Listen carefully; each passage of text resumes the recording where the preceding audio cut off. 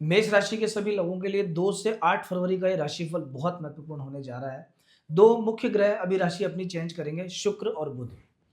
फिलहाल शुक्र मकर राशि में विराजमान है 10वें घर में, बुध भी 10वें घर में विराजमान है। लेकिन सबसे पहले 3 तारीख को बुध 10वें से एकादश भाव में आ जाएंगे। उसके बाद पीछे-पीछे 5 तारीख को शुक्र भी 10वें घर से 11वें घर में आ जाएंगे। मेष राशि के लिए क्या महत्व है शुक्र और बुध का, मैं आपको बता देता हूँ। देखिए, जिनकी मेष राशि है, उन सभी के लिए बुध तृतीयेश और षष्ठेश है और शुक्र सप्तमेश और धनेश है। तो सबसे पहले बुध जो ग्रह हैं, ये भाइयों के सुख को, कर्ज की स्थिति को, रोग, बीमारी, पीड़ा, इन सब चीज़ों को रिप्रेजेंट करते हैं। 11th हाउस में बुध का आना, 11वें घर में बुध अच्छे होते हैं और यहाँ वैसे भी अपने मित्र शनि की राशि में आ रहा है, राहु के साथ, जो राहु भी उनका मित्र है, और शुक्र के साथ, जो शुक्र भी उनका मित्र है। बुध मंगल और सूर्य के साथ उतना कंफर्टेबल नहीं रहते जितना वो शुक्र के साथ रहते हैं, शनि के साथ रहते हैं। हालांकि सूर्य बुध मिलकर बुधादित्य योग बनाते हैं, लेकिन चूंकि सूर्य के साथ अभी तक मंगल भी थे, इसलिए बुध की स्थिति उतनी अच्छी नहीं थी। अब क्या होने वाला है? सबसे पहली बात तो कर्ज वगैरह में थोड़ा सा रिलीफ आपको मिलेगा। अगर किसी तरह का कर्जा आप पर है तो कोई ना कोई इनकम का सोर्स आपके पास बढ़ेगा, कर्ज से आपको मुक्ति मिलेगी। आपका जो मामा पक्ष है, वहां से कोई शुभ समाचार सुनने को मिलेगा। उन लोगों की आर्थिक उन्नति होगी, सामाजिक उन्नति होगी। उनके घर में अगर कोई काम अटके हुए हैं तो वो सारे शुभ कार्य होने अभी स्टार्ट होंगे। थर्ड हाउस के लॉर्ड होने के कारण थोड़ा सा कैपेसिटी, वर्किंग कैपेसिटी बढ़ाएंगे। मतलब आपका डिसीजन मेकिंग अच्छा रहेगा। आप कुछ इनोवेटिव करने की कोशिश करोगे, क्योंकि ये जो थर्ड हाउस होता है, ये इनोवेशन का भी होता है, ये प्रचार प्रसार का भी होता है, ये टेक्नोलॉजी का भी होता है। तो लाभ के घर में बुध का जाना मतलब टेक्नोलॉजी से लाभ। जितना अभी आप सोशल मीडिया का प्रयोग करते हो, वेबसाइट्स वगैरह का यूज़ करते हो, इंटरनेट का यूज़ करके अपना काम बढ़ाना चाहते हो, या टेक्नोलॉजी का यूज़ करके किसी भी तरह से अपने काम का, व्यापार व्यवसाय का, किसी भी चीज़ का प्रचार प्रसार करो, ये समय बहुत अच्छा है और आने वाले समय में होगा भी ऐसा ही आपके साथ। शुक्र ने जो राशि चेंज की है, क्योंकि शुक्र भी 10th से 11th में गए हैं, सेकंड और 7th हाउस के लॉर्ड हैं शुक्र। दूसरा घर होता है स्थायी संपत्ति का, धन का। बहुत से लोगों के साथ में क्या होता है कि वो पैसा कमाते तो हैं लेकिन जुड़ता नहीं है बिल्कुल भी। क्यों? आएगा 11वें घर से लेकिन जुड़ेगा सेकंड हाउस में। ये बैंक बैलेंस है आपका। शुक्र जब लाभ स्थान में चले गए तो ये एक प्रकार का लक्ष्मी योग है। द्वितीयेश का लाभ भवन में जाना, क्योंकि 11th हाउस भी धन से संबंधित है, एक प्रकार का विशेष राजयोग बनता है ये। तो आपके घर में थोड़ा सा पैसा रुकना स्टार्ट होगा, पैसे की बचत होगी और कहीं से एक साथ ज्यादा पैसा आ सकता है। अब देखिए, एक साथ ज्यादा पैसा किसी काम से एक दिन में तो आएगा नहीं। कहीं न कहीं संभावना इसी बात की बनती है, किसी को आपने पैसा दे रखा है उधार, बहुत लंबे समय से वो व्यक्ति दे नहीं रहा। अभी थोड़ा-सा प्रयास करो पैसे को रिटर्न लेने का वापस, आपको पैसा मिलने के चांस बहुत ज़्यादा हैं अभी।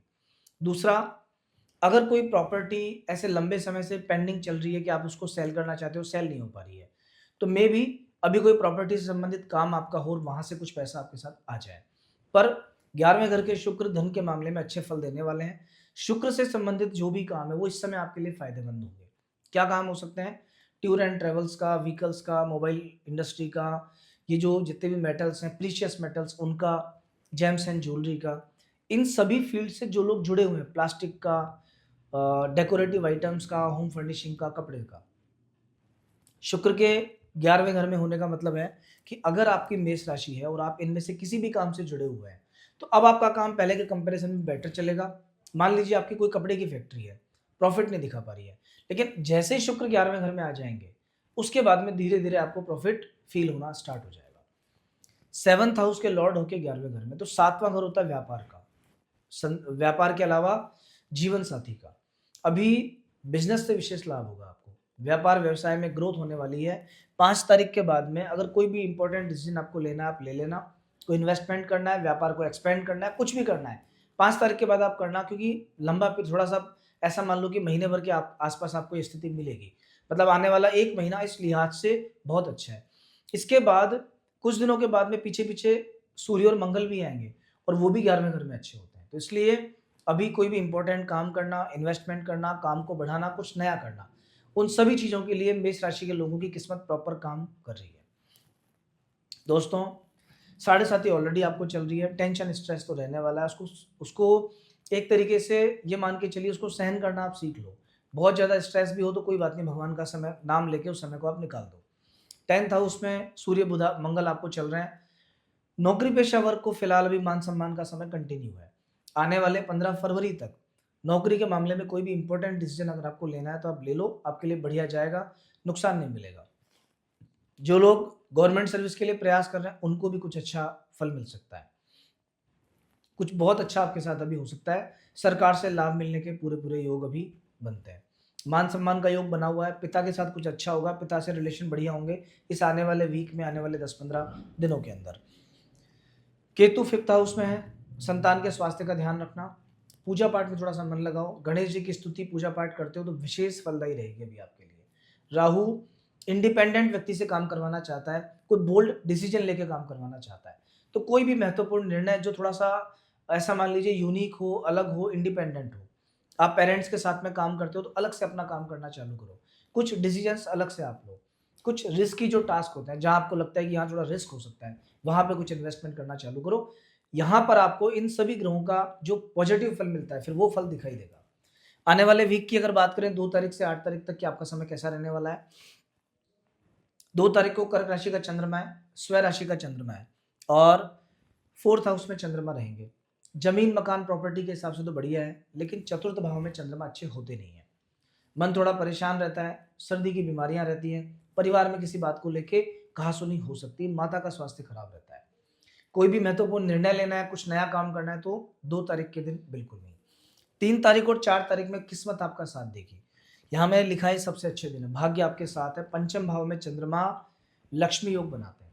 ऐसा कहते हैं 5वें घर में अगर चंद्रमा नीच राशि में भी बैठ जाए तो भी लक्ष्मी योग बनाते हैं। मैंने ऐसी बहुत कुंडलियां देखी हैं कि जिनमें चंद्रमा नीच राशि के हैं, चंद्र ग्रहण योग में है लेकिन है 5वें घर में। ऐसे व्यक्ति को कन्या जरूर ज्यादा होती है, थोड़ी सी कन्या संतान की अधिकता रहती है, लेकिन फाइनेंशियली बेनिफिट्स अच्छे मिलते हैं। तो 3 और 4 तारीख का दिन भी ठीक है आपके लिए। 5 और 6 तारीख में खर्चा थोड़ा सा बढ़ा रहेगा, मन थोड़ा बेचैन रहेगा और रोग और ऋण, इन 2 चीजों से आप कुछ परेशान रह सकते हो। पुरानी किसी चीज को लेकर स्ट्रेस आ सकता है, शत्रुओं से सावधान रहना, ऑफिस में बैकबाइटिंग हो सकती है, कोई आपके खिलाफ षड्यंत्र कर सकता है, किसी के कान भर सकता है। परिवार में भी ध्यान रखना, कोई फीमेल से आपको नुकसान हो सकता है।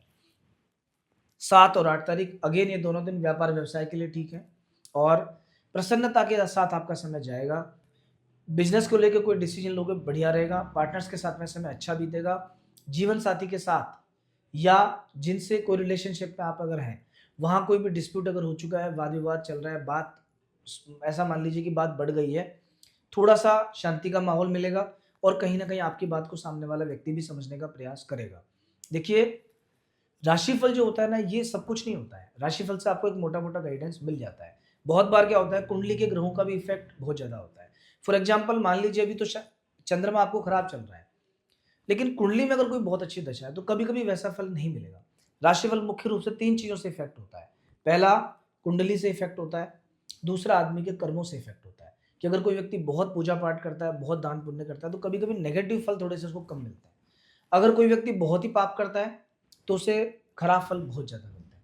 और तीसरा, आपकी कुंडली में चंद्रमा की स्थिति क्या है। चंद्रमा अगर केतु के साथ है, कम डिग्री पे है, बिल्कुल 0 डिग्री पे है, उस केस में आपको राशिफल का फल थोड़ा सा कम दिखेगा। फिर आपको लग्न के अनुसार या और तरीके से आपको बाकी ग्रहों के जो फल है वो इफेक्ट कर पाएंगे, बट वो कुंडली से पता लगता है। मोटा मोटी जैसा मैंने आपको बताया उसके अकॉर्डिंग आप डिसीजन लीजिए।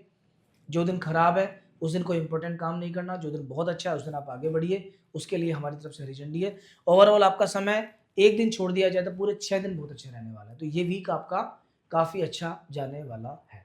दोस्तों, अगर आप हमारे चैनल पर नए हो और तो प्लीज़ चैनल को सब्सक्राइब कीजिए, और अगर आपके जीवन में कोई समस्या चल रही है और आप उसका समाधान चाहते हैं प्रॉपर, तो आप दिए गए नंबरों पर संपर्क कर सकते हैं, कंसल्टेशन हमारे यहाँ से आप ले सकते हैं।